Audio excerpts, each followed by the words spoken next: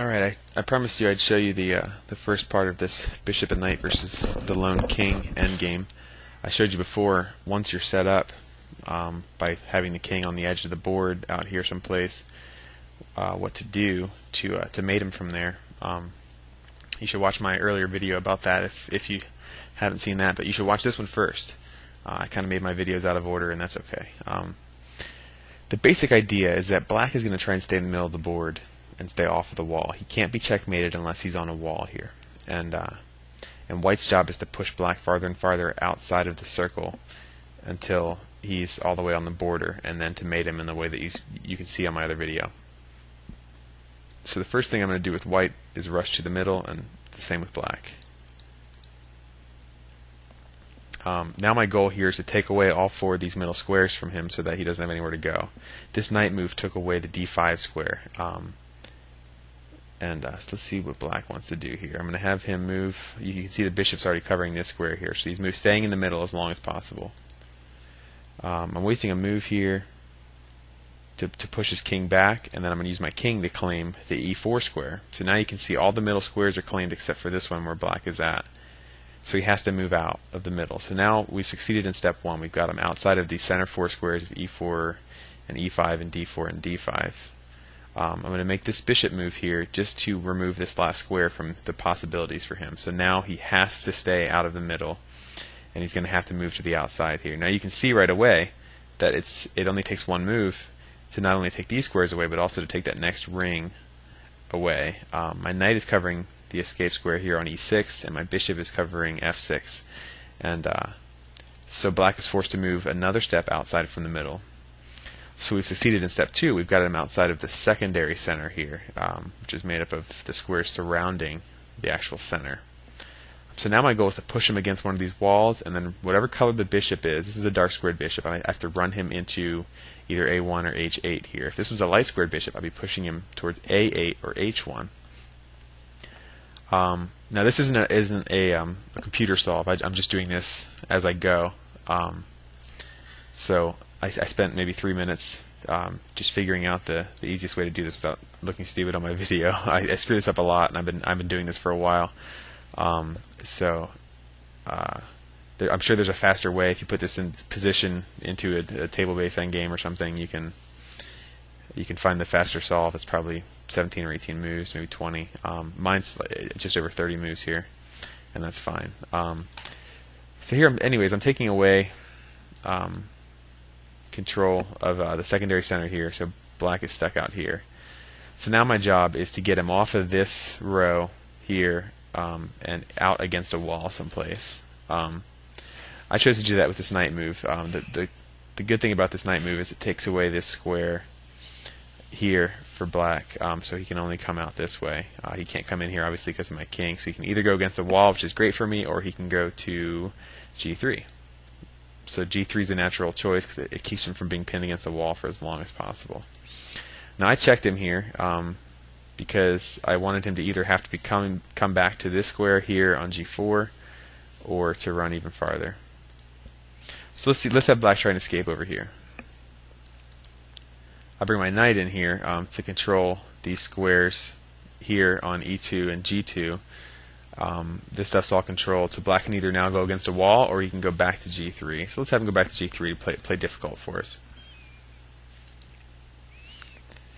I have a discovered check here, and this takes away his right to come back out here.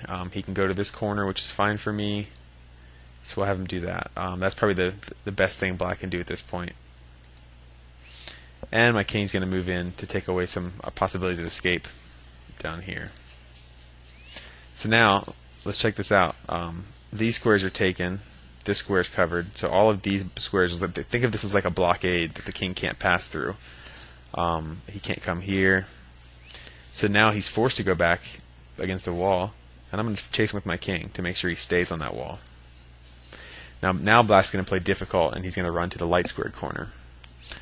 This is getting us pretty close to the position that we were in. We're actually 2 moves away from the position that we started in the other video. You check him. He can't come here because of the bishop. He has to come back in here. I waste a move here because he can't go back here. He has to go over here, and this is where we started before. I think it was upside down, and it was with a light squared bishop when I showed you before. From here, you should be able to figure out from watching my other video exactly how to check this king, but I'll run it through pretty quickly.